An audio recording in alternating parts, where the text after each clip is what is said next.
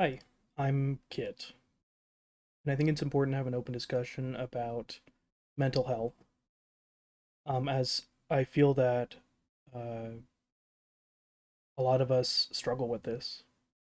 And I wanted to start by just introducing myself and letting you know that I am unwell. I have been struggling with my mental health for most of my life, if not my entire life. Um, and it's really all I know. I'm just going to be very open about my the things I struggle with, and I'm going to use language that um, some may find difficult to hear. And I really don't care because it needs to be said. It needs to be talked about in an open way. That's both for me, um, because I need to be able to talk about this, and it's also for you. Um, so the struggles that I deal with and the struggles that other people deal with don't get dumbed down, and they don't get forgotten and pushed to the side because people are unwilling to directly face them head on. I have depression, as many people do. I have a couple different forms of it, but they're all pretty severe. I deal with suicidal ideation. I'm just gonna come out and say that first thing. Let's, start this virtual relationship on a very open and positive note, and that's that um I want to die all the time. If you don't know what suicidal ideation is, um I guess the best way I can describe it is that you have feelings of wanting to commit suicide all the time. And it can be about the most mundane things. If something doesn't go uh, the right way, or if you have you encounter a road or a fork in your road, and you're not sure where to turn or what to do, it just immediately death seems like a really good option to avoid your problems, and that's something I struggle with all the time. Every day, throughout the entire day, I think about how great it would be if I were dead. If I had killed myself, I wouldn't have to deal with all the things that I struggle with. I wouldn't have to deal with the the stress of life. Um, and it's interesting because you sort of begin to rationalize why that's okay and why that is a good option. And I think that's the biggest thing for me is it's this constant battle of trying to find a method that is um, in no way harmful to others, um, or in very little way harmful to others, but in all senses and in all purposes, ending my life so that I don't have to deal with the pain that I have anymore. Um, I I take medication, and I think that's another thing I'm going to be very open about. And I hope we can have a good discussion about this. Um, and that is, I do take antidepressants. Um, and we can get in more to what I'm taking at another point. Um, I was gonna say next episode or something, but to be honest with you, I don't know if I'll be around for another episode. Um, and that's sort of, some people may look at that as me being dramatic or me being, um, I don't know, I don't know, but I don't know. It's a constant everyday struggle to know if I'm even gonna survive. Um, and so it's really hard to move forward with this constant thought in the back or the front of your mind that it would be just so much easier if I didn't exist. Um, I go to therapy, and only recently did I really tell my therapist, hey, it wasn't more recently like I was holding out information. It was a realization that I had recently, where I told my therapist, hey, I realized for the first time I've been going to therapy on and off since I was about I want to say I was 13 or 14, and I'm 24 now. Again, I'm going to be very open about my life, about the experiences that I have, because I feel like that's important um, for this. Um, I've been going to therapy for a long time, and I realized I told my therapist that I've never actually gotten the help I need to get over um, things that are difficult for me.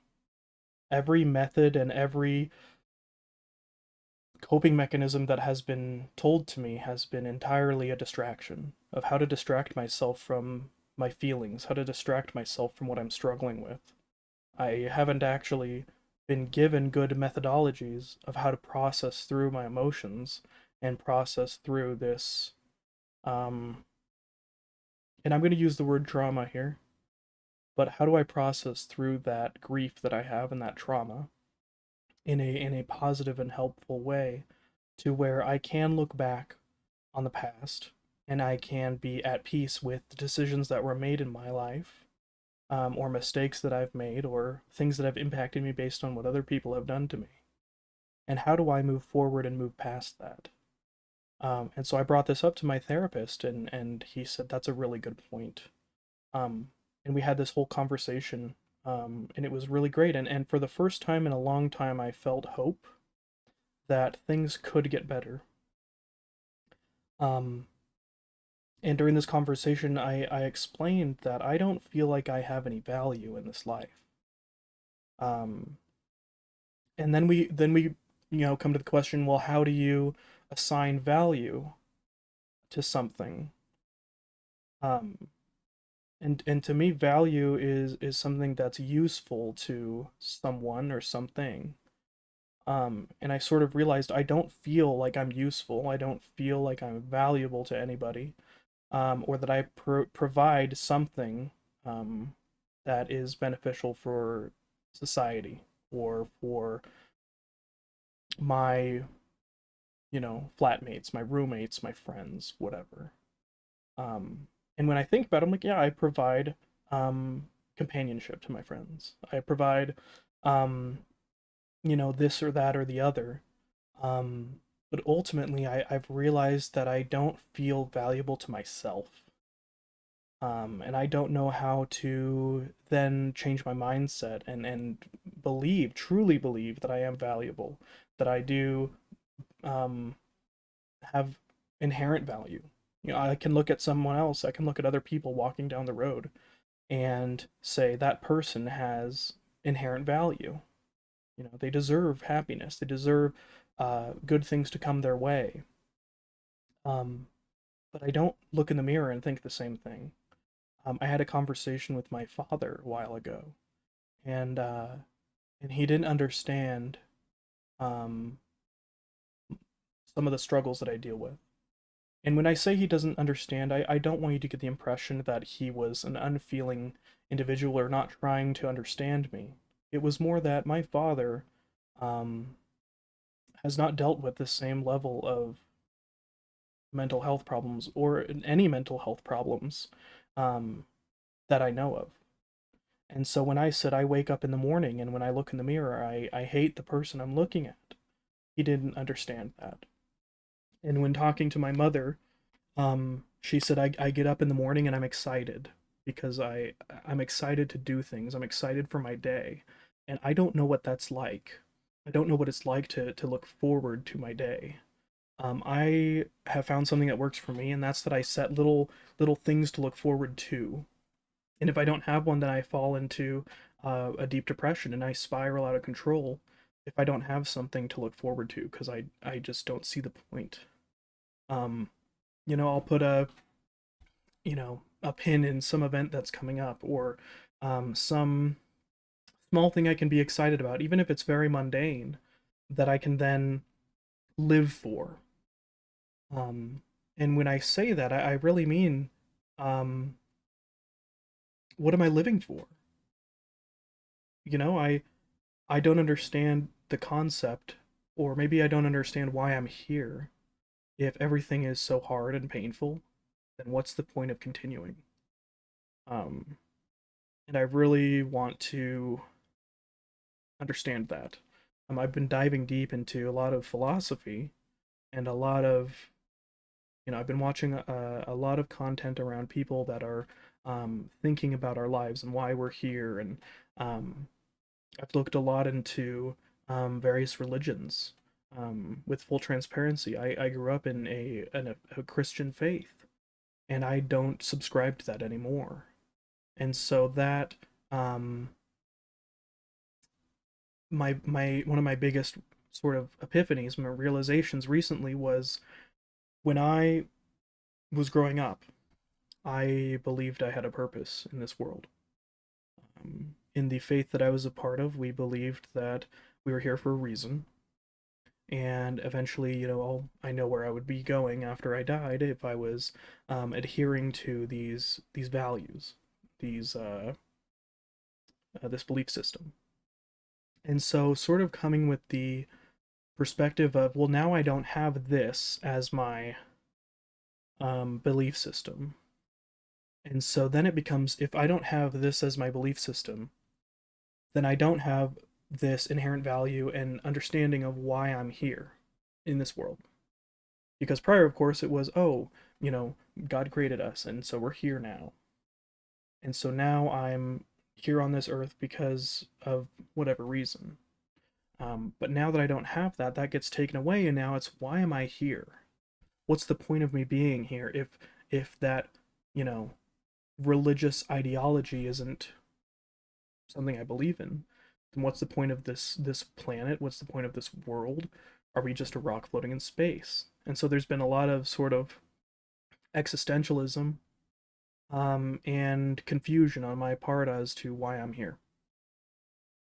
Um, and I want to understand. I want to find a reason to live, but I'm exhausted of trying to live. Um, I don't get enjoyment out of many things that used to make me happy. I don't really enjoy much anymore at all. I've realized that the things that I think I enjoy are simply just, it's a good distraction from the pain that I feel and the mental anguish that I have, to the point where um, if I can distract myself sufficiently enough and forget that I'm struggling, then that to me feels what the closest I can feel to happiness is. Um, until I eventually stop that activity where I am no longer hanging out with that person, or I'm no longer um, doing whatever that thing is, then the pain sets back in, and the fear sets back in, and the loneliness sets back in. Um, until that distraction is no longer there, I'm entirely alone again, and I don't know what to do or how to cope from that, because it's just, everything is a distraction from this pain. Um, I don't know if it'll ever get better. I really don't. They say time heals all wounds, and I dealt with something that was very hard a couple years ago, um, and that wound got reopened recently when I thought I had gotten over it. It made me realize I never truly had been over it. I just simply distracted myself from it, from confronting it. Um, and I thought I had processed all of those emotions. I thought I had moved past it with therapy and medication and just trying to rewire my brain. And it didn't seem to work because I um, realized I was still struggling with that. Um, Back to when I was talking about therapy earlier, I had this therapy session, and it was amazing. I truly felt like I was making progress. I felt that hope, because I had that realization that I haven't been getting the help I need, and now I can. And so I talked to my therapist about this, and we had this great discussion, as I told you. And afterwards, I was supposed to meet up with some friends at a little local shop. Um, and I walked there, and they weren't there. Um, and that's totally fine. I tried to get in contact with them and say, hey, where'd you guys go? Um, but I knew that if they weren't there or what have you, I had another friend who was going to pick me up. And so I start walking home. And I live in a fairly small town. So the walk would probably only be about 15, 20 minutes. Um, and I told my friend who was going to pick me up, it's fine. I'm already almost home, which was a bit of a lie. I had just barely, you know, walked around the corner from where my therapy office was to this little shop. And I had just barely left that shop. And the entire way home, um, every little thing was a reminder to me of how much I wanted to die. And that sounds silly, that sounds dramatic, but that's really what it was. I would walk past um, I walked past this tree that had berries on it. And my very first thought when I saw that was, I wonder if I ate one of those if I would die. And I had this sort of urge and hope to, you know, reach out and pick some of them and eat them on the hoping that I would die. And I sort of had to suppress that urge and those thoughts, and I walked past the tree. And this sort of thing kept happening. I'd walk over the railroad tracks, and I thought, I could jump in front of a train, could lay down here until the train passes through my little town, and I could die. And that'd probably be a good way to go. I walked up to this busy street that I had to cross, and of course, my thought was, oh, I could jump in front of one of these cars. Um, just every single thing was just this really strong feeling of self-hatred and wanting to die so I didn't have to deal with um, these things that I struggle with. I walked past a little electrical power station, and of course it's surrounded by fences with barbed wire, and there's all these warning signs. Hey, high voltage, could cause injury or death. And I, it was probably about the little power substation or whatever you want to call it was probably about I want to say maybe 50 meters by 50 meters on this corner of the road, and I'm walking past it, and I looked into that power station the entire 50 meters when I was walking past it, and I really thought about how easy it would be to just climb the fence, put a sweater over the barbed wire, jump over, and just go up there and get electrocuted.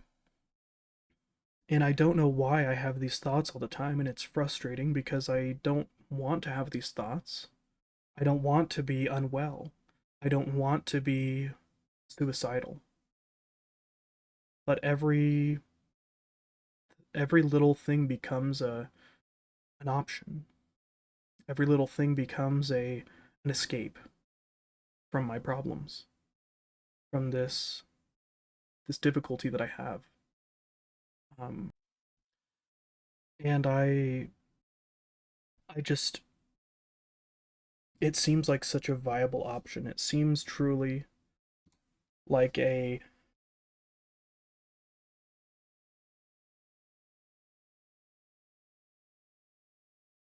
solution. Um, I don't know what else to say. It it really sucks, and I don't know how else to say it. I don't know how else to word it. I just want to be excited and feel like I have a reason, because I don't have that right now.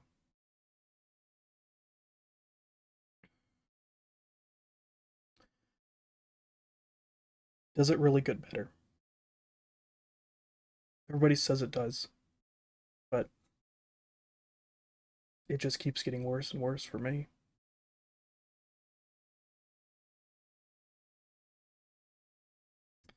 Um,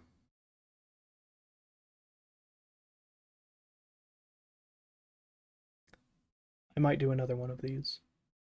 Um,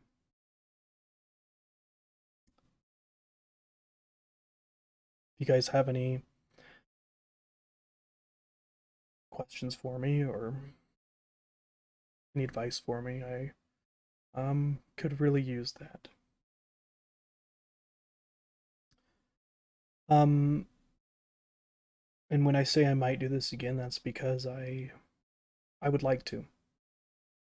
It's therapeutic, and I feel that it can be beneficial for others to know that they're not the only ones who struggle.